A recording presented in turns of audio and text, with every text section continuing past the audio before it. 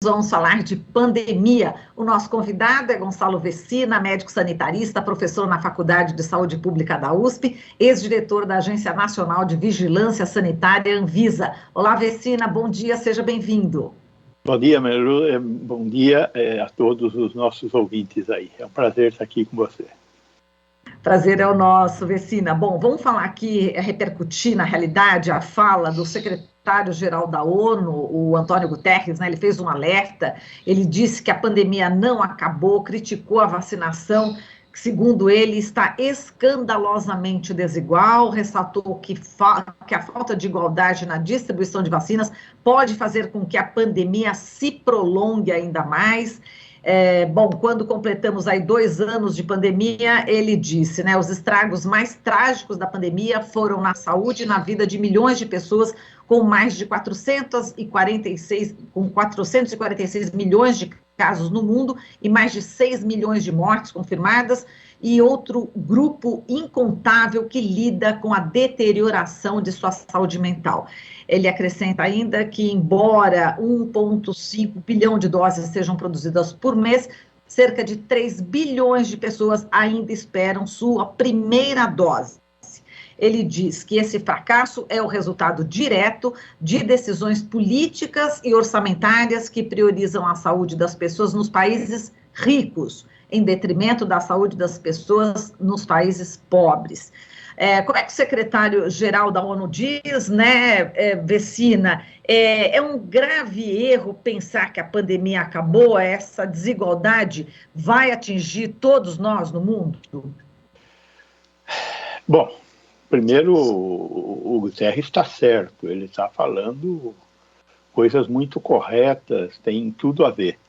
Aliás, é o que o presidente da OMS, o Tedros Adhanom, né, vem dizendo também. É a mesma coisa, falta vacina, precisamos vacinar, sem o que nós não acabamos com a pandemia. Se você pegar as notícias de hoje está acontecendo lá um evento importante na Coreia do Sul, que é a eleição do presidente da Coreia do Sul. Então elegeram um novo presidente, um sujeito de perfil conservador e tal, não sei o quê, mas o que interessa, a Coreia do Sul foi um país que teve um certo sucesso em segurar a Covid-19, né? Teve um número de casos relativamente baixo. Só que aconteceu um negócio que aconteceu com todo mundo. A Omicron chegou na Coreia do Sul. E a Omicron é assim uma coisa tipo pé na porta, né? Ela não respeita nada, ela explode. E explodiram os casos na Coreia do Sul, e de repente a Coreia do Sul está tendo que, um país de pouco menos de 60 milhões de habitantes, está tendo uma média de casos por dia, 250 mil casos por dia, né? Um número imenso de mortes, e é óbvio que isso está assustando todo mundo, inclusive interferiu lá nos resultados eleitorais. Agora, por quê? Porque ela, de fato, devia estar com uma baixa proteção vacinal, não é informada a proteção vacinal, e teve muita confiança numa coisa correta, que eram as políticas de isolamento social. Então, aonde a Omicron chegar, ela vai fazer um estrago grande. Aqui no Brasil, ela chegou e fez um estrago grande. Ela só não fez um estrago maior porque as variantes anteriores ocuparam muito esse espaço do estrago, né? Quando a gente lembra de 4 mil mortos diários que nós tivemos como média móvel lá por volta de abril do ano passado, com a variante Gama, aquilo foi desastroso. Então, o fato da gente ter tido desastres muito grandes no passado recente é que nos protegeu, entre aspas, de ter um desastre maior agora com a Omicron. Porém, o fato é que estamos agora em queda. Por que estamos em queda? Porque quem tinha para pegar a doença, a Omicron conseguiu fazer pegar. De resto, nós conseguimos um relativo sucesso com a nossa campanha de vacinação. Nós temos aí cerca de 70% da população adulta protegida com 2 doses.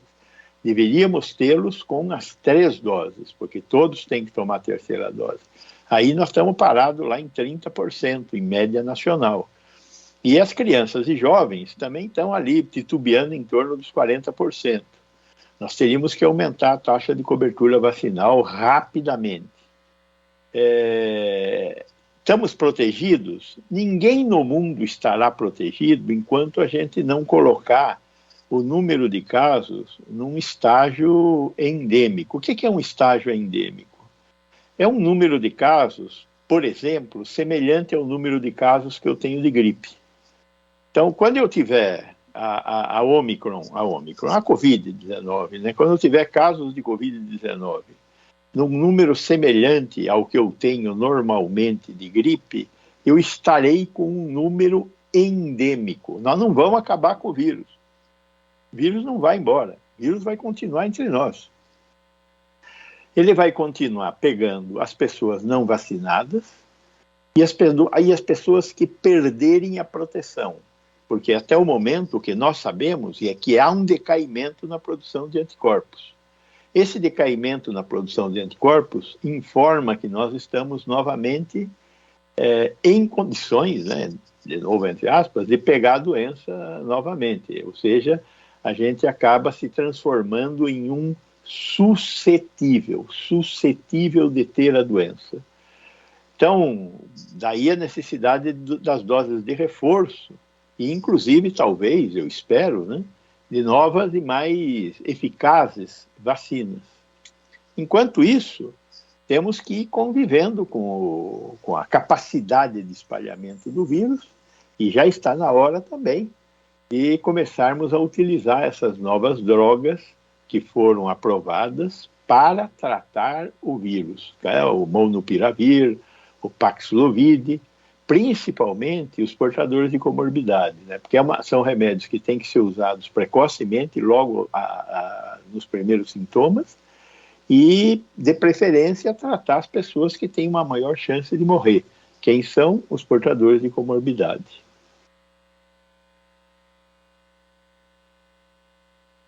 Agora, Vecina, você tocou nesse ponto aí em relação ao medicamento, né? Agora, até agora, aqui no Brasil, né, a gente não tem medicamento incorporado ao Sistema Único de Saúde, né? Agora, em outros países, né, mais desenvolvidos, esses remédios já estão sendo utilizados. Seria necessário, urgentemente, que esses remédios sejam incorporados ao SUS? Sem dúvida, seria fundamental que o SUS, através principalmente da CONITEC, da Comissão Nacional Técnica de Avaliação de Tecnologia em Saúde, essa comissão se manifestasse no sentido de incorporar no SUS. É óbvio que não são remédios baratos, né? Não é coisa assim do outro mundo, né? Mas em média, pelos preços que eu vi serem praticados nos Estados Unidos, o Molnupiravir tem um custo de tratamento em torno de $500, são 10 comprimidos, 2 comprimidos por dia, durante 5 dias. E o Paxlovid, pelo que eu vi ainda, é em torno de $2.500. Então, não é barato. Então, não dá para usar livremente. Agora, o governo brasileiro deveria fazer alguns estoques, não, porque também não tem muito para vender. A capacidade produtiva das respectivas indústrias, a Merck e a Pfizer, no caso do Paxlovid, e a Merck do Molnupiravir, Merck Sharp & Dohme, elas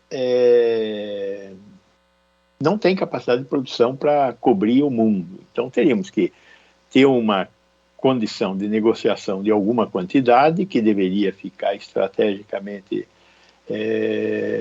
nas unidades federadas, nos estados, né? Porque o tratamento ocorre em hospitais e isso ocorre nos hospitais que são do estado, né? É o estado que opera a maioria dos hospitais no Brasil, ao nível estadual. Existem hospitais municipais, mas são em bem menor número do que os hospitais estaduais, em relação com o SUS, né? Porque as Santas Casas, existem hospitais privados também, que 60% da rede hospitalar brasileira é privada, mas o contrato é feito com os estados. Então, os estados deveriam operar esses estoques estratégicos e criar uma forma de distribuição. Nós já vimos isso quando nós tivemos a pandemia de H1N1 em 2008, 2009, com o medicamento que era distribuído naquele momento, que é o Celtamivir, né? O Celtamivir, o Tamiflu, o nome comercial. Então, todo o estoque de Tamiflu foi comprado pelo Estado, não tinha nas farmácias, e você, quando precisava, o Estado é que acabava fornecendo. O Tamiflu era usado numa fase mais avançada da doença, o que simplificava bastante a utilização. Esses remédios são remédios que têm que ser utilizados precocemente. Então, você veja, remédio que tem que ser usado precocemente pega um monte de gente. Como não tem um monte de remédio, eu tenho que escolher no monte de gente que pega quem vai tomar. Quem é que vai tomar? Os muito velhos e os muito frágeis. Então, feito um protocolo de tratamento, a distribuição do medicamento está em condições de ocorrer. Para isso, temos que ter uma política pública, que tem que ser operada entre governo federal e estados, porque tem que haver negociação com a Anvisa, para a Anvisa acelerar, porque os dois estão em processo de aprovação, acelerar a aprovação, aí sentar com as empresas, negociar um preço, um volume de compra, negociar com os estados a distribuição desses estoques estratégicos, ou seja, exige coisas que são muito raras no Brasil, chamada governo. Exato, Vecina. Falta governo. Agora, falando em governador de estado, né, a gente vai citar agora o governador João Dória, né, que retirou aí a obrigatoriedade do uso de máscaras ao ar livre aqui no estado de São Paulo, como ruas, praças, parques. A partir de ontem, né, a obrigatoriedade segue em locais fechados, né, transporte público, escolas. Foi liberado também 100% do público nos estádios de futebol, né, e é possível que até o dia 23 a obrigatoriedade aí do uso de máscara caia totalmente. Na segunda-feira, a Prefeitura do Rio de Janeiro liberou a obrigatoriedade do uso de máscara em todos os espaços da cidade, e também o uso de máscara foi flexibilizado também em vários outros estados. Como é que você vê, Vecina, esse não uso de máscaras nesse momento? Enfim, por exemplo, no Rio de Janeiro, que inclusive no local fechado não vai precisar mais usar, e aqui no estado de São Paulo ainda tem essa proibição em locais fechados. Qual que é a sua opinião? Veja bem, quando a gente vê uma coisa dessa, essa irresponsabilidade, são todos loucos, dá para pensar isso. Agora, no caso do Rio, como é que foi que o prefeito tomou a decisão? Tem lá uma comissão de apoio à Covid. É uma comissão composta, entre outras pessoas, por 2 bons ex-ministros da saúde. Tem um grupo de infectologistas da Fiocruz, da Universidade Federal do Rio de Janeiro, nesse grupo.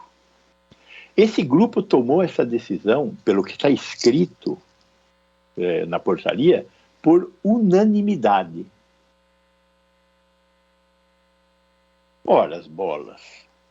Se teve um grupo técnico, assessor, que tomou uma decisão dessas por unanimidade, eu tenho que pensar um pouquinho.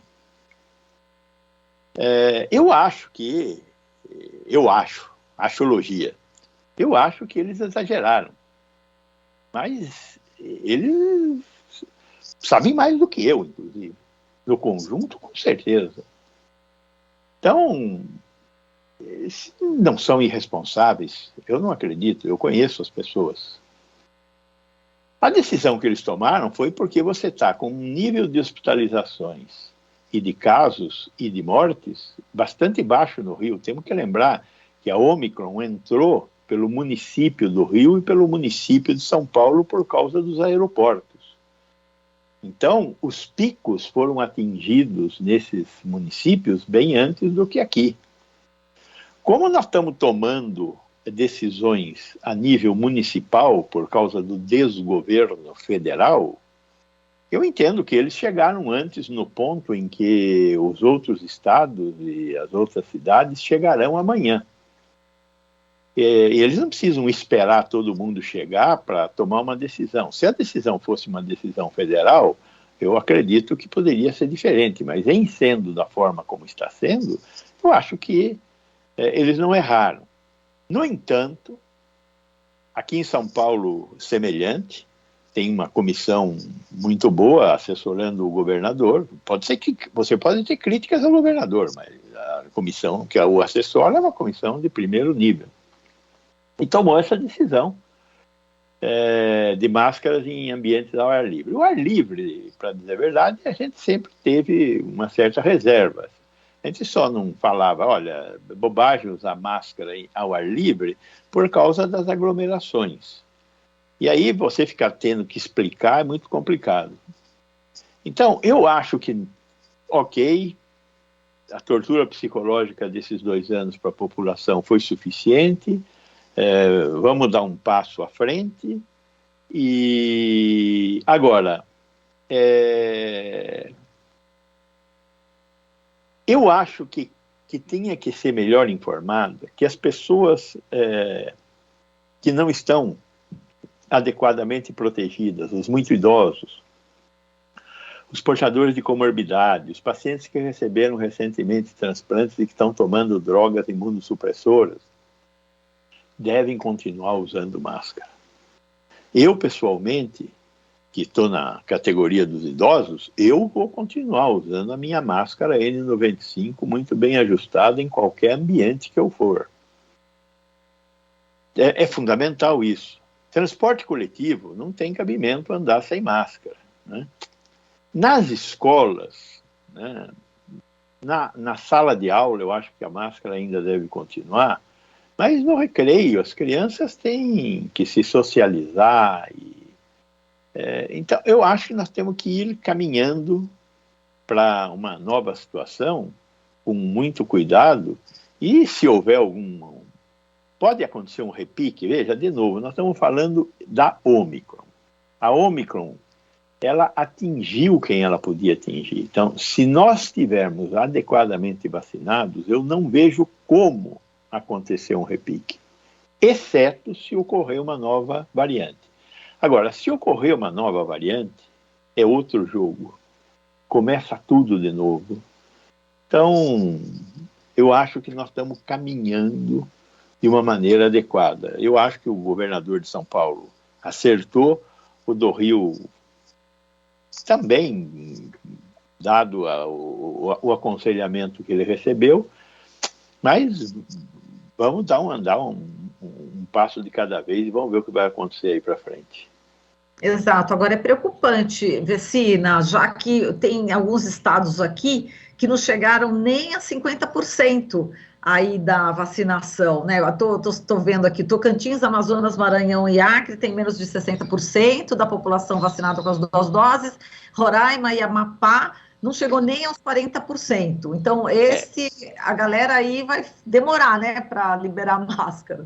Veja, aí você teria que cruzar isso com o número de casos. Como a gente fez muito pouco teste, a gente não tem certeza do número de casos, porque a população vai estar protegida de 2 formas, ou pela vacina ou por ter tido a Ômicron, em particular a Ômicron.